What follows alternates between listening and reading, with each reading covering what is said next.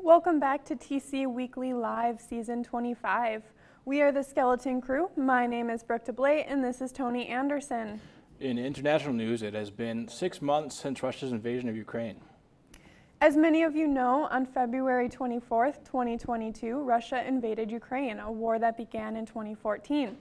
Since then, roughly 6.9 million Ukrainians have fled the country, and a third of the population has been displaced. Russia began its invasion of Ukraine with a series of missile attacks that Putin claimed was aimed at demilitarizing Ukraine. NATO, the North Atlantic Treaty Organization, and allies immediately condemned the action and sent aid to Ukraine while placing sanctions on Russia. NATO, an organization created after World War II in an attempt to prevent another devastating war, backs and supports Ukraine's efforts to remain independent of Russia. They work closely with Ukraine to assist and support in the delivery of humanitarian and non-lethal aid. NATO and other allies have not sent troops to support Ukraine as their actions are designed to prevent conflict as opposed to provoking it. NATO's goals are to prevent this war from escalating and causing more damage to the country and citizens of Ukraine. Since Russia has started the war with Ukraine, NATO allies and partners have imposed unprecedented costs on Russia, which are helping to starve the Kremlin's war machine of resources. These efforts will make it harder for Russia to finance its war. 6 months have passed since Russia began its full-scale invasion of Ukraine. Russia failed to take Ukraine's capital city of Kyiv, but has since claimed control of the Luhansk province. Ukraine has managed to keep Russia at bay due to the help of several allies. Several countries that are members of NATO are sending weapons, ammunition, and many types of light and heavy military equipment. This includes anti-tank and anti-air systems. Allies are also providing Ukraine with financial support and international efforts to enable exports of Ukrainian grain to alleviate the global food crisis. Russia's economy has suffered due to the war and the sanctions imposed by the NATO and allies. The sanctions affect Russian oligarchs, banks, and allies of Russian President Vladimir Putin. Concerns are raised recently as Ukraine is celebrating Independence Day. This has caused concern that Russia could ramp up their attacks on civilian infrastructure and government facilities this week. In a report by White House officials, an estimated 80,000 Russian soldiers have died in the war effort. By contrast, an estimated 9,000 Ukrainian soldiers have died. This week, a Ukrainian official has stated that some 5,587 civilians in Ukraine have been killed, with 7,890 injured. According to the High Commissioner for Human Rights, the actual deaths are higher. Most civilian deaths have been caused by shelling, airstrikes, and other heavy artillery explosions. So this year on TC Weekly News, we have Muhammad Ibrahim from Pakistan. Due to the historic flooding in the area, he filed this report.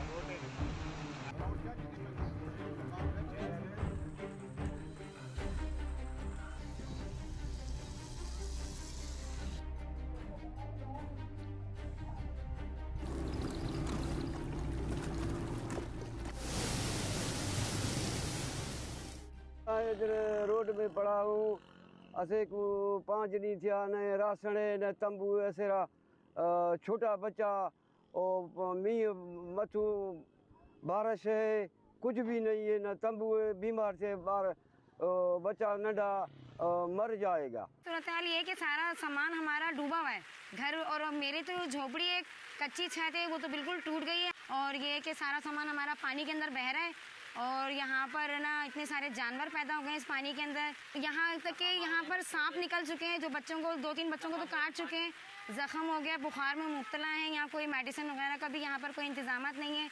यहाँ पे जानवर भूख से मर रहे हैं हम भूख से मर रहे हैं अपनी मदद आपके तहत ये बैठे हुए हैं कैंप लगाए हुए हैं छापर लगाए हुए हैं ये छापरों में बैठे हुए हैं।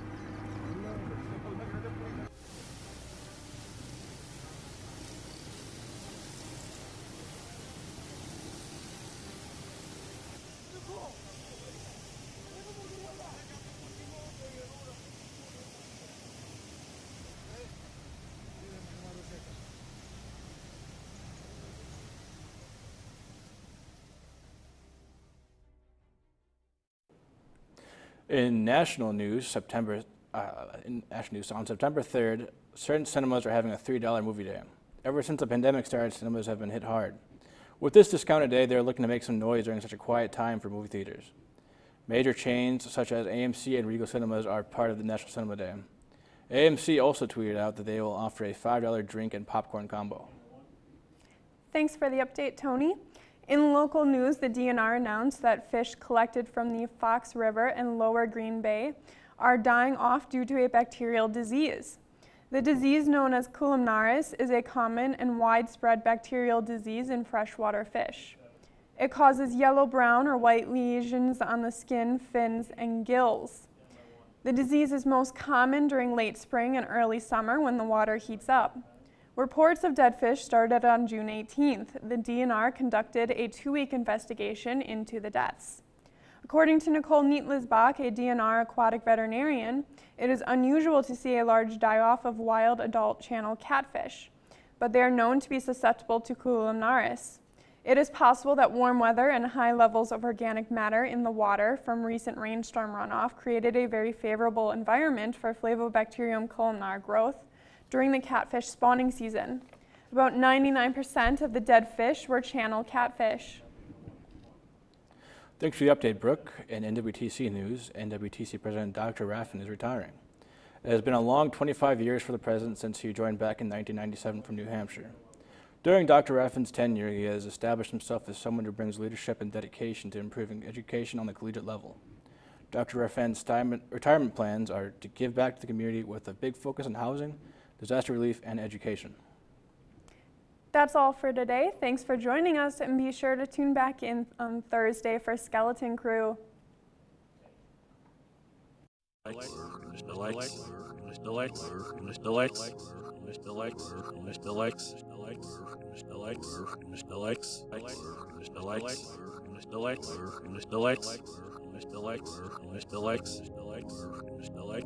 Mr. Lex.